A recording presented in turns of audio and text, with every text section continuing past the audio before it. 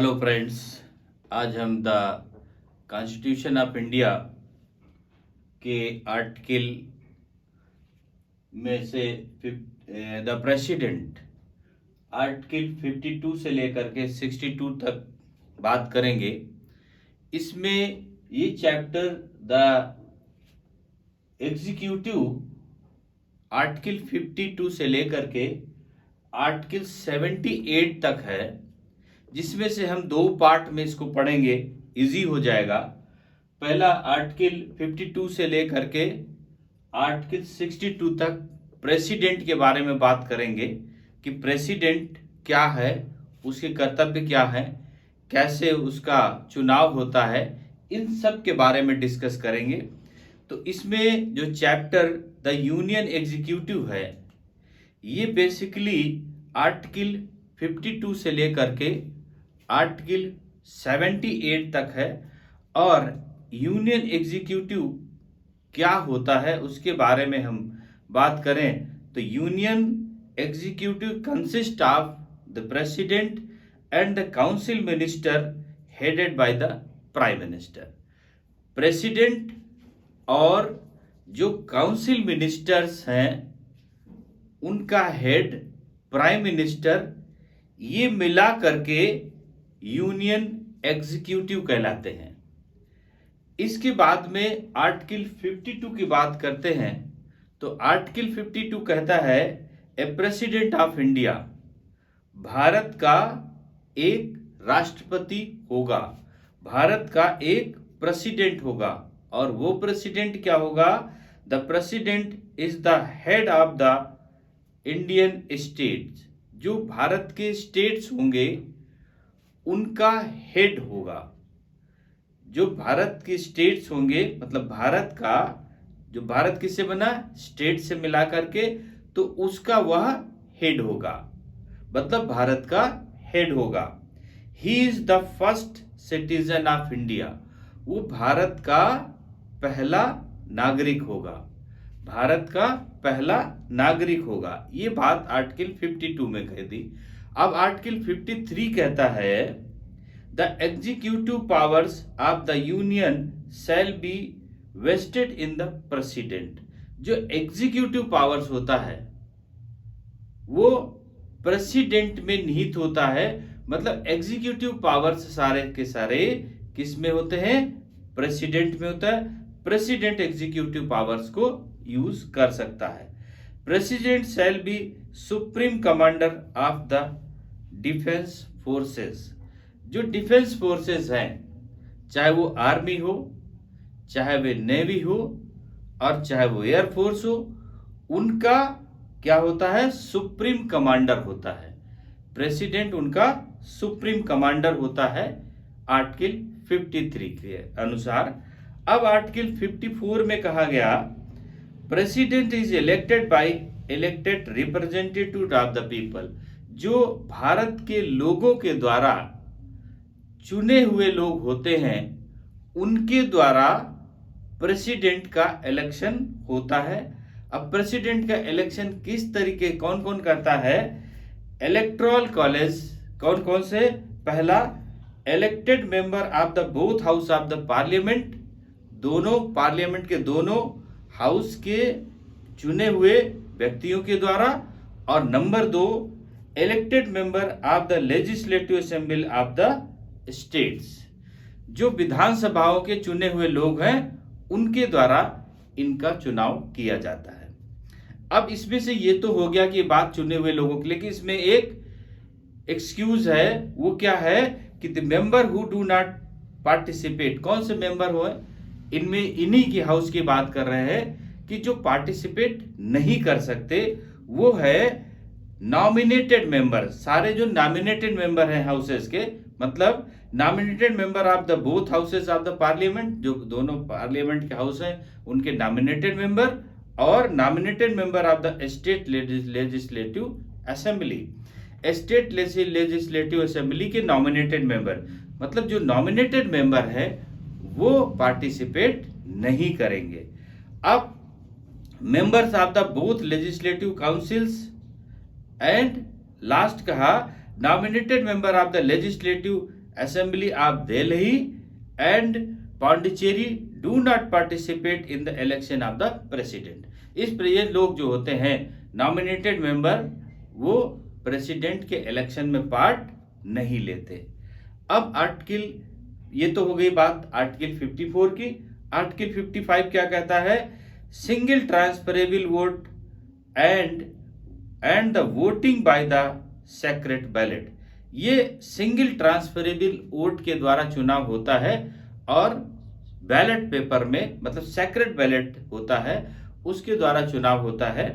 इसमें चुनाव पार्टी मतलब रेशियो में लिया जाता है कि जैसे अब मान लेते हैं लेजिस्लेटिव मेंबर्स आया, अब वहाँ की आबादी कितनी है, वहाँ से कितने लोग चुन करके आए हैं संसद में उनकी, तो उनकी वोट की वैल्यू होती है, उसको रेशियो से निकाल करके हम चुनाव कराते हैं। तो जैसे द स्टेट लेजिस्लेटिव असेंबली की जो एक वोट की वैल्यू होगी, या उसका एक वोट का जो अर्थ होगा वो होगा स्टेट पॉपुलेशन, उस स्टेट की पॉपुलेशन को total number of elected member of the legislative assembly, जितने चुनाए गए, जो वहां की पॉपुलेशन होगी 10 करोड़, 5 करोड़, 20 करोड़, और वहां से जितने लेजिस्लेटिव असेंबली में चुने गए उनको डिवाइड करने के बाद फिर से उसको 1/1000 से फिर से डिवाइड करने पर जो आता है वो उसकी एक वैल्यू होगी।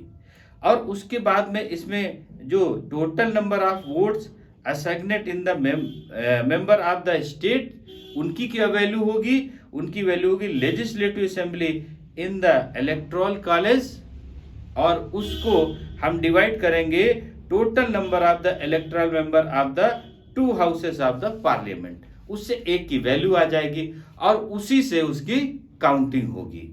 ये बात इसमें कही।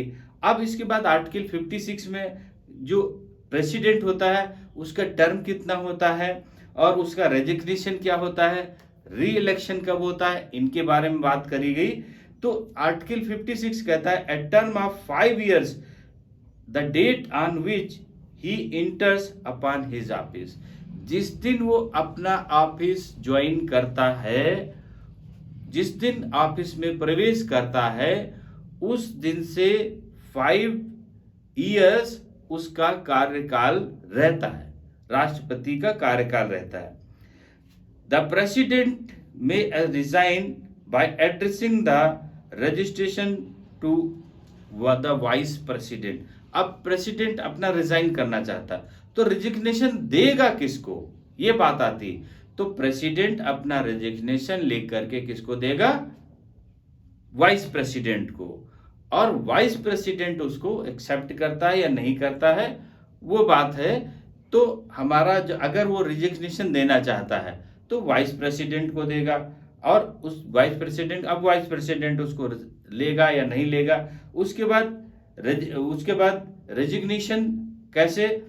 आर्टिकल 57 इसका कहता है person who holds or who has held office at the president shall subject to the other provisions of the constitution be eligible for the re-election to that office। अब वो उसने रिजाइन दे दिया, रिजाइन देने के बाद में वो तब तक वर्क करेगा, तब तक उस ऑफिस में रहेगा जब तक री-इलेक्शन हो करके नया प्रेसिडेंट चुनाव हो करके नहीं आ जाता है, तब तक वो बना रहेगा। इसमें री-इलेक्शन होता है। अब इसके बाद क्वालिफिकेशन क्या होनी चाहिए कि प्रेसिडेंट का क्वालिफिकेशन क्या क्या होगी कि प्रेसिडेंट होगा? तो पहली बात a citizen of India, Bharat का नागरिक होना चाहिए। दूसरी बात उसकी उम्र 35 साल से कम नहीं होनी चाहिए, 35 ईयर से कम नहीं होनी चाहिए। और तीसरी बात कहा qualified for election as a member of the Lok Sabha. जैसे लोकसभा के मेंबर को अहर्ताएं होती हैं, उनकी क्वालिटीज होती हैं, उनका चुनाव के लिए जो उनकी क्वालिफिकेशंस हैं वही सारी क्वालिफिकेशन प्रेसिडेंट की होनी चाहिए। ही holds not hold any office of the profit, वो किसी प्रॉफिट के पद पर कार्य न कर रहा हो, चाहे वो यूनियन गवर्नमेंट में हो, चाहे ये स्टेट गवर्नमेंट में हो, चाहे लोकल अथॉरिटी में हो, चाहे अदर पब्लिक लोकल अथॉरिटी में हो, लेकिन वो किसी लाभ के पद पर कार्य न कर रहा हो वो प्रेसिडेंट के लिए पद के लिए उपयुक्त होगा। अब आर्टिकल 50 ये हो गया हमारा। आर्टिकल 57 और 58 की बात हो गई। आर्टिकल 59 कहता है इसका, president shall not be a member of either house of the parliament और of a house of the legislative of any. वो उन्हीं दोनों के द्वारा चुना जाता है, लेकिन कहते हैं कि उसका वो मेंबर नहीं होता, उसका वो मेंबर नहीं होता, जबकि चुना उन्हीं के द्वारा जाता है। अब इसमें बात कही use of the official residence, वो अपने ऑफिशियल रेजिडेंस को जितने प्रयोग करता है, यूज करता है, उनमें क्या होता है, use of the official residence and shall be also entitled to such emoluments, allowances and privileges as may be determined by parliament of by law. Parliament के द्वारा जो नियम बनाएंगे उसके अनुसार उसको अलाउंसेस, उसको पर मंथ का सैलरी, उसको अदर रेंट, ये सब जो पार्लियामेंट डिसाइड करता है उसके अनुसार उसे दिए जाएंगे। ये बात हो गई आर्टिकल 59 की। आर्टिकल 60 कहता है इसका कि जो provided before the entering upon his office, वो पार्लियामेंट में जब जाने से पहले क्या करता है, अपने ऑफिस में जाने से पहले क्या करता है, to the president has to make a subscribe to an oath और अफर्मेशन, अपनी ओथ शपथ लेता। शपथ की इंपॉर्टेंट बात है, ये क्वेश्चन में ये एग्जाम्स में जरूर आते हैं कि इसके 3 पार्ट में उसको शपथ दिलाई जाती है। पहली पार्ट में क्या है, the to faithful executive the office, ये पहली बात है, to faithfully executive the office. और सेकंड बात इसकी कहा, to preserve, promote and defend, ये बात, to preserve, promote and defend the constitution and the law. और थर्ड बात इसकी कही, to devote himself to the service and well doing of the people of India. ये 3 बातें उसको ओथ में, इन 3 बातों की शपथ लेनी होती है उसको, किसके सामने, the oath of the office to the president is administered by the, किसके द्वारा, chief justice of India. Bharat का जो मुख्य न्यायाधीश सुप्रीम कोर्ट का होता है उसके द्वारा, उसके समझ, या अगर वो नहीं बाई चांस प्रेजेंट है, and in the absence of senior most जजेस of the supreme court available, जो सीनियर मोस्ट जज होता है उस समय उपस्थित है, उसके समक्ष वो वोट लेता है। अब आर्टिकल 61 क्या कहता है इसका, the procedure for the impeachment of the president. अब प्रेसिडेंट को जो महाभियोग चलाया जाता वो कैसे चलाया जाएगा, मतलब उसको हटाने की प्रक्रिया, उसने रेजिग्नेशन नहीं दिया, वो प्रेसिडेंट ने रेजिग्नेशन नहीं दिया, अब महाभियोग के द्वारा उसको हटाया जाना है। तो उसके हटाए जाने के लिए उस ग्राउंड क्या होगा, वायोलेशन ऑफ द कॉन्स्टिट्यूशन, उसने कॉन्स्टिट्यूशन का, उसने संविधान का वायोलेशन किया हो, उसने संविधान का अवहेलना की हो, तब वो ग्राउंड होना चाहिए, और कोई ग्राउंड नहीं होगा। अब प्रोसीजर क्या होगा, उसका हटाने का प्रोसीजर क्या होगा, the impeachment charges can be initiated by either house of parliament, these charges should be assigned by the 1/4 member of the house. तो पार्लियामेंट हाउस में इसको रेजोल्यूशन लाते हैं और 1/4 मेंबर के द्वारा इसको पास हो जाता है। उसके बाद में क्या, आफ्टर 14 डेज नोटिस, उसके बाद 14 दिन की नोटिस दी जाएगी, और नोटिस के बाद should be given to the president after the impeachment resolution is passed by a majority of 2/3 of the total membership of the house. House के 2/3 मतों से अगर वो पास हो जाता है प्रपोजल, तो फिर ये लागू हो जाएगा। अब इसमें कहा, the president has right to appear and to be represented as such investigation. अगर चाहे तो प्रेसिडेंट उपस्थित होकर के, और जो उस पर इन्वेस्टिगेशन हो रहा है उस पर अपना रिप्रेजेंटेशन दे सकता है, अपनी सच्चाई, अपनी सफाई प्रस्तुत कर सकता है। If the other house also sustain the charge and pass the impeachment resolution by the majority of 2/3 of the total membership, then the president assigns removal from his office from the date on which the resolution is so passed। अब जिस दिन उसका resolution pass हो जाता है 2/3 मतों से, उस दिन से वह पद से अपना त्याग दे देता है, लेकिन वो तब तक बना रहेगा जब तक री इलेक्शन हो करके नया प्रेसिडेंट नहीं आ जाता है। अब बात आती है कि जो यही बात की आर्टिकल 62 इसका कहता है कि वैकेंसी, उसकी वैकेंसी होल्डिंग रखी जाएगी। If the office falls vacant by investigation remove, अगर चाहे तो वो रिजिग्नेशन के द्वारा हो, चाहे वो रिमूव करा दिया गया महाभियोग के द्वारा, डेथ हो गई हो उसकी, और अदरवाइज एनी कोई अदर कारण हो जिसके कारण उस पद पर राष्ट्रपति मौजूद नहीं है, तब क्या होगा, then election to fill the vacancy should be held within 6 months from the date of the occurrence of such a vacancy. इस वैकेंसी को 6 माह के भीतर इलेक्शन करा करके उसको फिल कर देना चाहिए।